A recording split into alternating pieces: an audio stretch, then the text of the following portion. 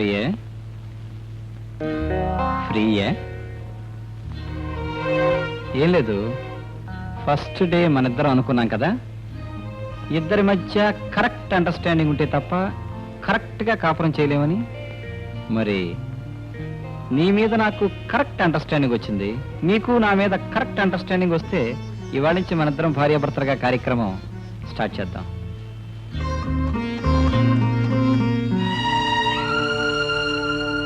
Any problem?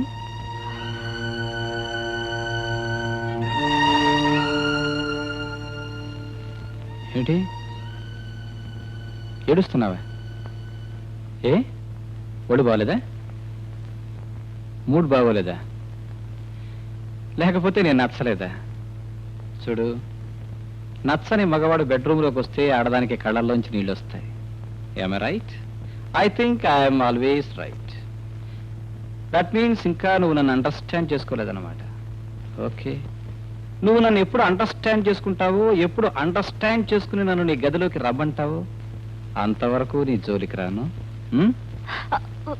No, నాకేం తొందర లేదు. అండర్స్టాండ్ చేసుకో, బాగా ఆలోచించుకో, తర్వాత పిలు, తప్పకుండా వస్తాను.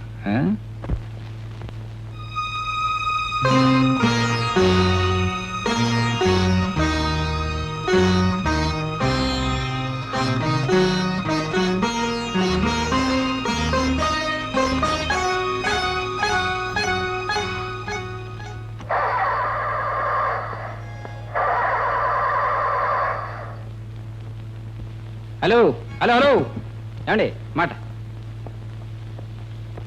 ఇఫ్ యూ డోంట్ మైండ్ కొంచెం తోస్తారా? కొంచెం ప్లీజ్, కొంచెం తోయండి. Thank you.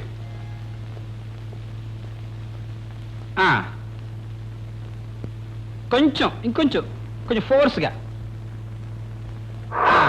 Good good good. ఏమండి మాట, ఎక్కడ పెడుతున్నారు? ఇక్కడేనండి, ఆ గుడి దగ్గర. టీచర్ రామాదేవి గారింటిగా? అవునండి. రండి, నేను డ్రాప్ చేస్తాను. కమాన్.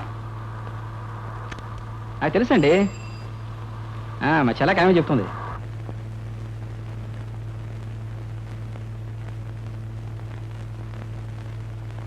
ప్రియా, నీతో ఒక ముఖ్యమైన విషయం మాట్లాడాలి. ఇక్కడ మాట్లాడొచ్చా? ఆయన గురించేగా? అవును. అసలు ఆయన ఇక్కడికి ఎందుకు వచ్చాడు? నిన్ను చూడాలని, నీతో మాట్లాడాలని. అన్నీ అయిపోయిన తర్వాత ఇక చూసేదే ఉంది, మాట్లాడేదే ఉంది.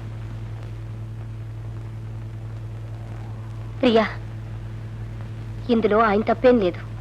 నువ్వే ఆయన్ని అపార్థం చేసుకున్నావు. నేను ఆయన్ని అపార్థం చేసుకున్నానా? ఆయన నన్ను అపార్థం చేసుకున్నారా? ఎవ్వరూ అపార్థం చేసుకోలేదు. మీ ఇద్దరి మధ్య కాలం కలిసి రాలేదు అంతే. నిన్ను కలుసుకోకూడదని కానీ, నిన్ను పెళ్లి చేసుకోకూడదన్న అభిప్రాయం కానీ ఆయనకి ఏ క్వశ్చనా లేదు. నువ్వు కబురు చేయగాని నిన్ను కలుసుకోవడానికి వెంటనే బయలుదేరారు. కానీ దారిలో వాళ్ళ నాన్నగారికి గుండెపోటు వచ్చి ఆసుపత్రిలో చేర్చారని కబురు రాగానే అక్కడికి వెళ్ళారు. వెళ్ళేసరికి వాళ్ళ నాన్నగారు పోయారు. ఇక ఆ కార్యక్రమంలో పడిపోయారు.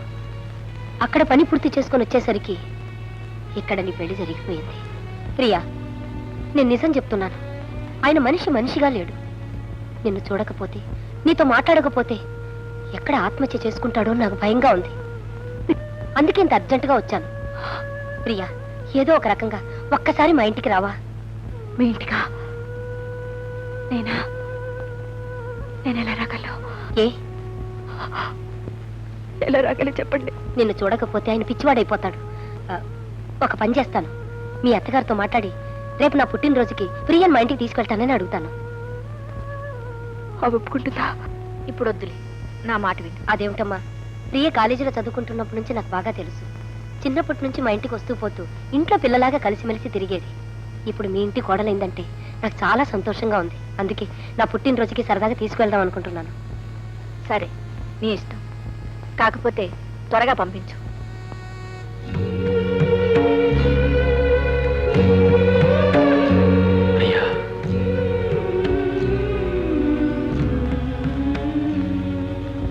ప్రియా, ఎలా ఉన్నావు? రాణివాసు ఎలా ఉంటుంది? ఎంత పెద్దదాని అయిపోయావు. పెద్ద ఇంట్లో ఉంటున్నాను కదా. నువ్వు వస్తావని అనుకోలేదు. నువ్వు పిలుస్తావని నేను అనుకోలేదు. రా కూర్చో.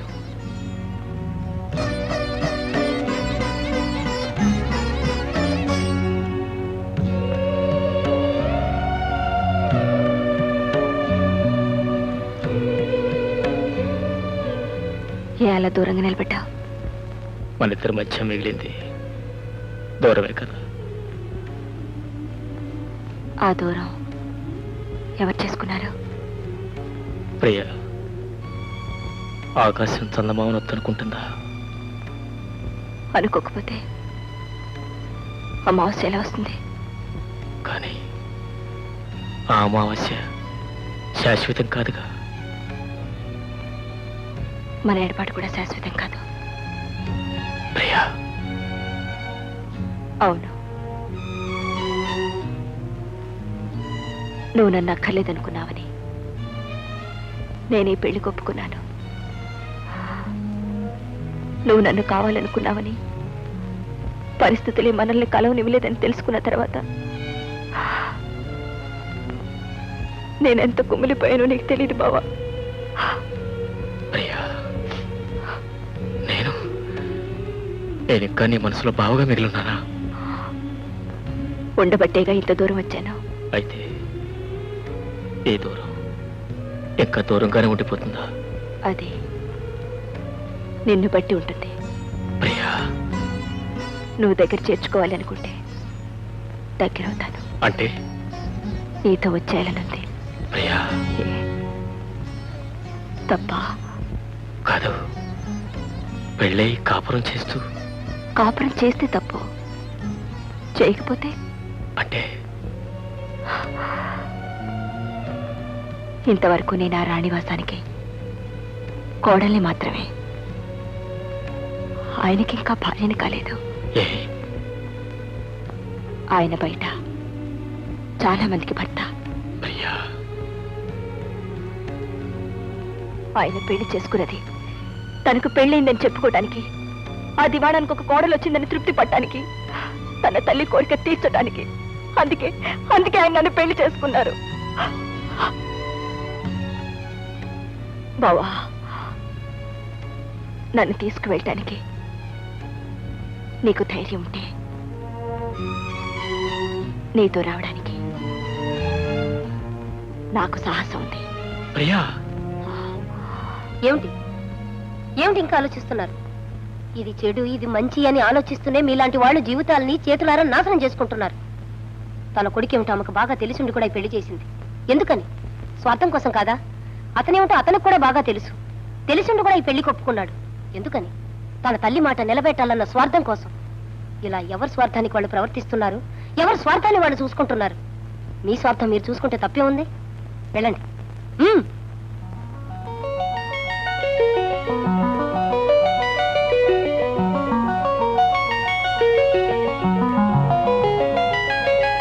ప్రేమించుకున్న వాళ్ళ కథలన్నీ విషాదాంతాలు కావు, సుఖాంతాలు కూడా అవుతాయని నిరూపించుకోండి. వెళ్ళండి, వెళ్ళండి.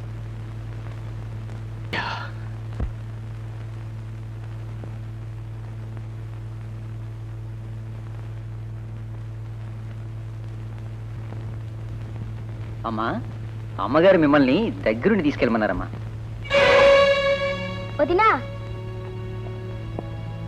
వదినా, మా టీచర్ పుట్టినరోజుకి మమ్మల్ని పిలవకుండా నిన్ను మాత్రం ఎలా పిలిచింది? మిమ్మల్ని కూడా పిలిచినట్టున్నారు. మమ్మల్ని పిలవలేదే. మిమ్మల్ని పిలవడం ఏంటి? వెళదాం రండి. మీ టీచర్ పుట్టినరోజున మిమ్మల్ని పిలవాలా? రండి.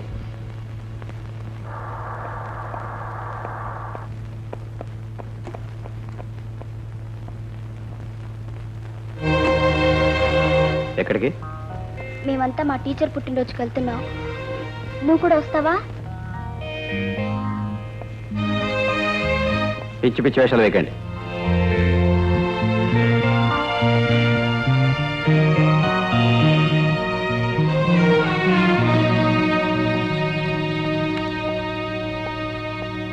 తప్పకుండా వస్తానంది. ఎందుకు రాలేదో నాకు అర్థం కావటం లేదు. అర్థం కావడానికి ఏముంది? విడిపోయిన దారులు తిరిగి కలుసుకోవని.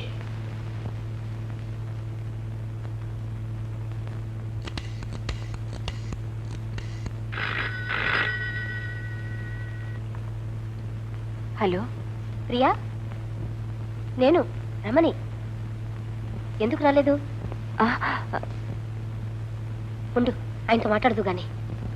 ఏమండి ప్రియా, రండి.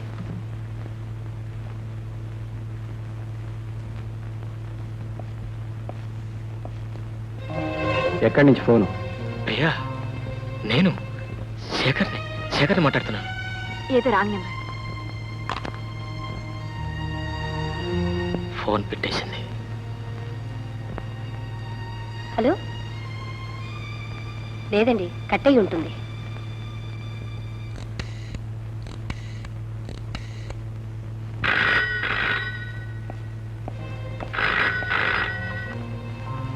ఎస్. ప్రియే తీసిందా? లేదు, ఆయనే ఎత్తారు. ఏదో రాంగ్ నంబర్.